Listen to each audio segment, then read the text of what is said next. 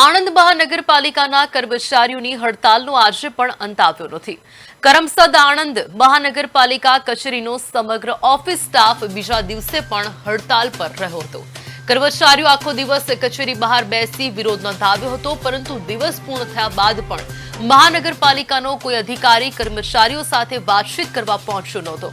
આ દરમિયાન આણંદના ધારાસભ્ય યોગેશ પટેલ સાથે પણ કર્મચારીઓની વાતચીત થઈ હતી. જોકે કોઈ નક્કર નિર્ણય કે ઉકેલ સામે આવ્યો નથી.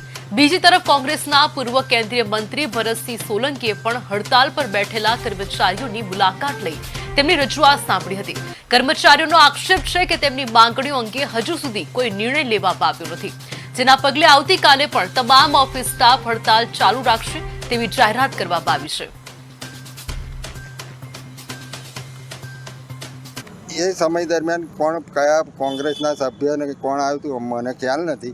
એ સમય દરમિયાન અમને ધારાસભ્યશ્રીએ બોલાયેલા હોય ત્યાં રજૂઆત અંગે અમે ગયેલા. અમને માન્ય મેયરશ્રી, માન્ય ધારાસભ્યશ્રીએ જે હૈયાધારણા આપી છે, અમને એની પર વિશ્વાસ છે. અમારું કામ જરૂરથી કરશે.